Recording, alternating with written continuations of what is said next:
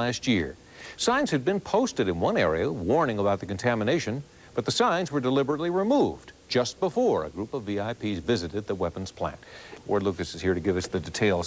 Why would anybody want to remove the warning signs? Well, good question. We'll get to that in a second. But the visitors were members of the Ahern Advisory Committee, and it's their job to evaluate safety problems at nuclear weapons plants. Now, one committee member told us the signs apparently had been removed to make the area look good to the committee.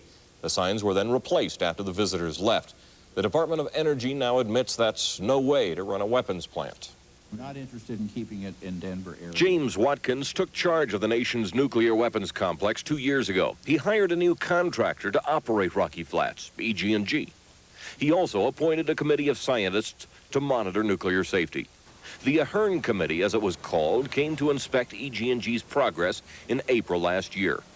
The committee was taken to visit the super compactor. That's a machine that's supposed to crush radioactive waste drums into a more manageable size. But what the committee didn't know was that the area near the compactor had been previously posted for plutonium contamination. This is called a full-face respirator. Employees and visitors to Rocky Flats are supposed to wear one of these anytime they enter a posted area where there's a chance of inhaling radioactive dust. But when members of the Ahern Committee toured the super compactor, they weren't wearing these because a manager at Rocky Flats had improperly ordered an employee to remove all the warning signs. The employee later reported the incident, and the Energy Department investigated. Bob Nelson says the exposure was far below the level considered to be dangerous, but he says the warnings should not have been removed. I don't think it was done intentionally in the sense that we're going to deceive them, because they've been places in the building where you needed to wear respiratory protection, and that's what it would have meant. Was there any discipline meted out? As I remember, there was, yeah. The official DOE report says the manager responsible for removing the sign was reprimanded.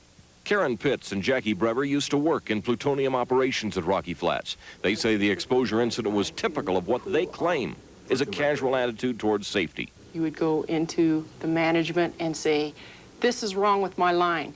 It's in a near critical state, and it was like, big deal, go do it, who cares? Bob Nelson says the Department of Energy and EG&G are now encouraging employees to come forward with safety concerns. Anybody can shut down the work for safety, and that's part of the culture that's been really brought in, educated in, whatever, during this year. Officials at Rocky Flats say there was no big secret about the contamination incident. They gave us a copy of a report they released last year, but the report never mentions the Ahern Committee. We learned about the committee's exposure from employees at the plant. Now, knowing all of this, I understand this committee is coming back. I wonder why they'd want to do that. Well, they've got a job to do. They're getting ready for a public hearing on Monday. Among the things they'll probably be discussing is the problem of what to do with radioactive waste. It's an ongoing problem. They'll discuss that. What if they'll be asking questions like, should there be any warning signs here? It could Just be. to be Now, sure. we're going to have a report on this tomorrow. All right, thanks very much. Ed? He toured the waste storage area at Rocky Flats. It's crowded and may reach capacity within the next year. There are thousands of barrels of nuclear waste at Rocky Flats. Occasionally, they're moved around, repainted, relabeled, and x-rayed. But the barrels never leave the plant site because there's no place to take them.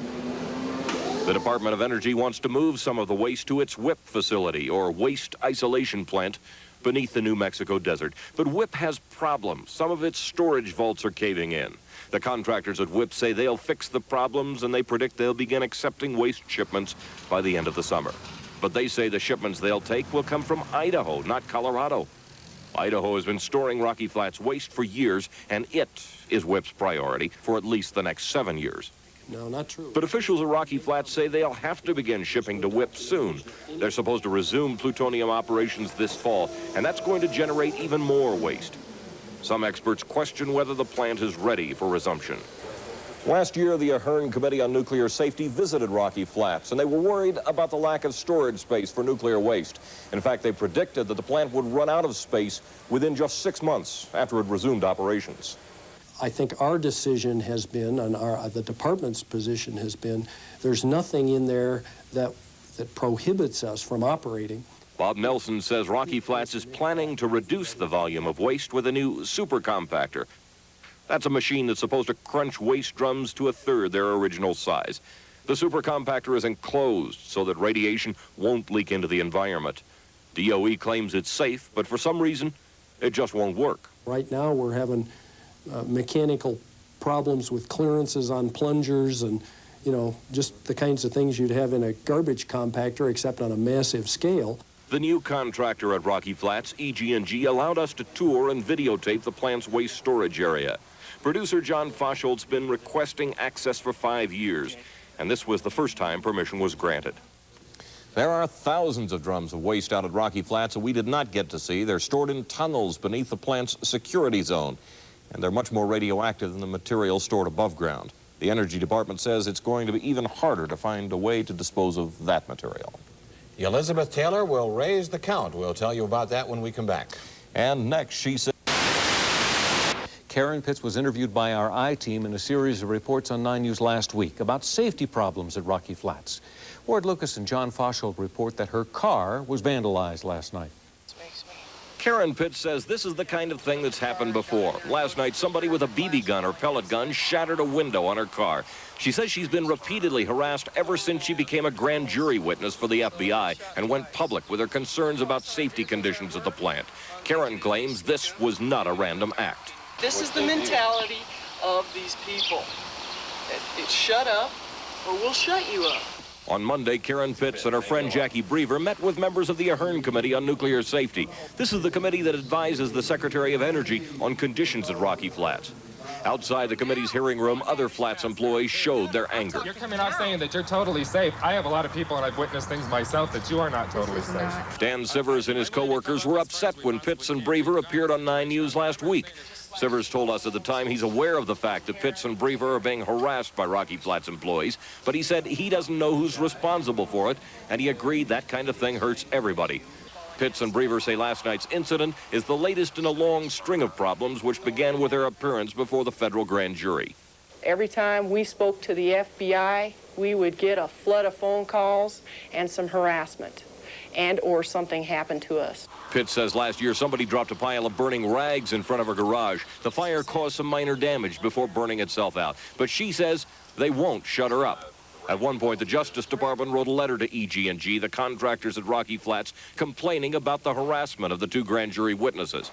EG&G replied that Pitts and Brever may have gotten some threats, but that the management at Rocky Flats didn't permit or condone it. This is Ward Lucas, 9 News. The U.S. Attorney's Office still hasn't announced the results of its grand jury investigation into Rocky Flats. We are told that we can expect it in the near future.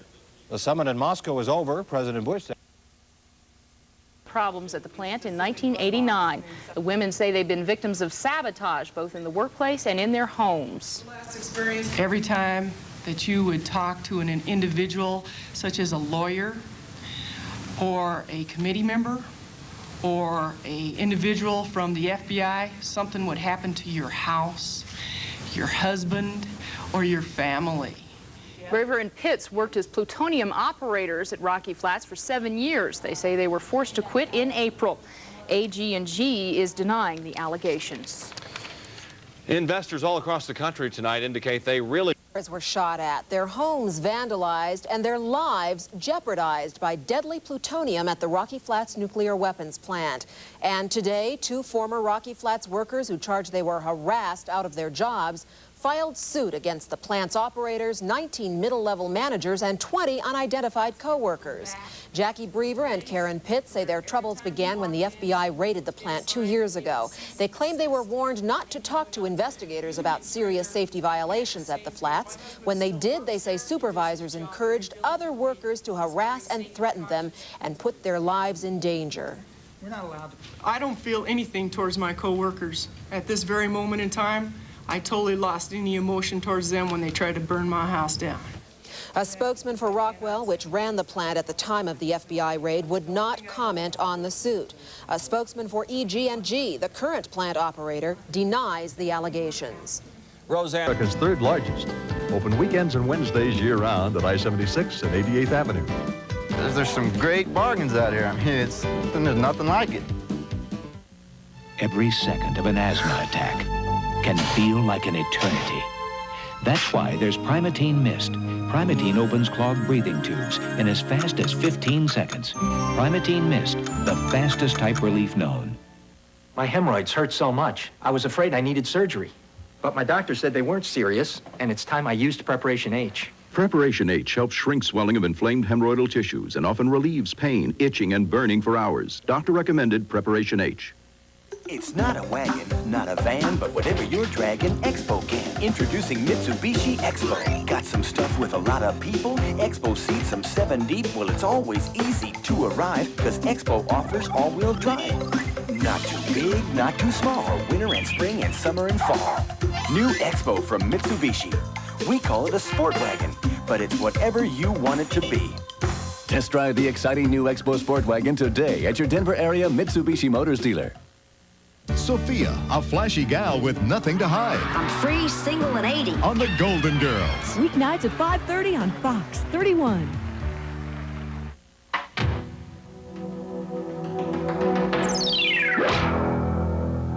I don't want to know when you're doing it, how you're doing it,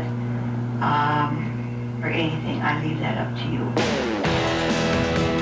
Cops say she was plotting to kill her husband and never knew the conversation was recorded on a very candid camera. If you don't want to know how it's going to happen, you just want to be surprised and deal with it just like the shock wife. The Lady and the Hitman. A campaign of terror against the real-life Silkwoods, blowing the whistle on a possible nuclear nightmare. I'm constantly looking over my shoulder. Meltdown.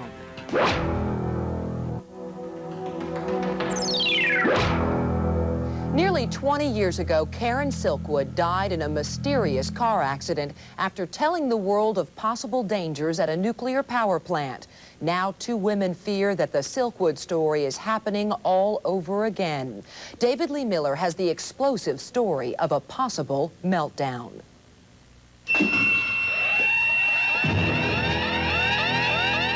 It's the horror of working in a nuclear power plant. Tell the world there are dangers inside, and you risk your life. It happened to whistleblower Karen Silkwood, whose life and mysterious death became a movie. And now, Jacque Brever and Karen Pitts say it's happening to them. I don't know how to live normally now. I'm constantly looking over my shoulder. I'm driving down the street and I see cars that have been behind me too long. I instantly memorize their license plate number. Jacque and Karen worked at the Rocky Flats nuclear plant, and they're afraid they won't live to tell what they say is going on inside. They came to my house and shot out the windows of my daughter's car, one of the windows of her car. So I've had 2 shootings at my house, 1 attempted arson. But they say that neither shootings nor arson can match the deadly dangers of radiation. I went to a doctor, and I had these bruises on my body, and I wanted to know what was going on with me. And with him not even, he just said, "Are you working with radiation?" And I said, "Yes." And he said, "Quit." Both Karen and Jacque believe that working at Rocky Flats would be the death of them. I got contaminated by a person who fell asleep. They sent me up to medical and scrubbed me for 8 hours. And I had me an abrasion-like scab, directly half down my body, because that's how it hit me for a very long time. They patched me up and covered it up and told me to go back to work. But the women claim not working there is equally dangerous. After Jacque and Karen spoke to the FBI about safety violations, they say their co-workers, worried about job security, began a campaign of terror against them. I've had 2 shootings at my house. One where they took 2 shots, they fired 2 shots, and they came to my house and shot out the windows of my daughter's car.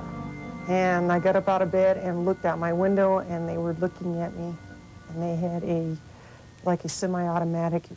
The women fear they too would die, just like in the movie. Jacque says she realized just how close she came when she visited her mechanic. He came out, he said, do you have any reason to believe that anyone would be, out to kill you? The tie rods on her car were tampered with, but that would only be a taste of what was to come. A week later at the plant, Jackie's protective glove had a suspicious hole in it. She was contaminated again. It was brand new. The gloves had just been changed. A glove inspection had just been done on those gloves, and the gloves were brand new. They saw me standing in the hallway, and they started laughing and slapping each other on the back, and one of them said, "Well, that's what you get for making waves." The women say they were forced to quit their $45,000 a year jobs out of fear for their lives. They have since hired Denver attorney Hartley Alley and filed a lawsuit against not only Rocky Flats, but 19 of their co-workers. I had a union member come to my home with the statement of, if you make me lose my job, I will hunt you down and kill you, in reference to me closing the plant. Jackie says in her lawsuit, that man is Rick Williams, who refused to comment on the suit, as did most of the employees named. EG&G, the company that runs Rocky Flats, strongly denies the allegations made by the two women. People will say we're nuts, we're crazy, we're troublemakers, we've made noise, we don't know what we're talking about, but the bottom line to that is we were there, we saw it, it was documented, and you can't change those facts. Even if they win their case, Jackie and Karen fear they will lose in the long run, one way or another. I have all my death benefits and all that stuff together, so I know if it takes me, then the people that are left in my family are taken care of. I am not clear on what we have done to deserve all this. All we ever did was tell the truth. The plutonium operations at Rocky Flats were suspended because of safety violations.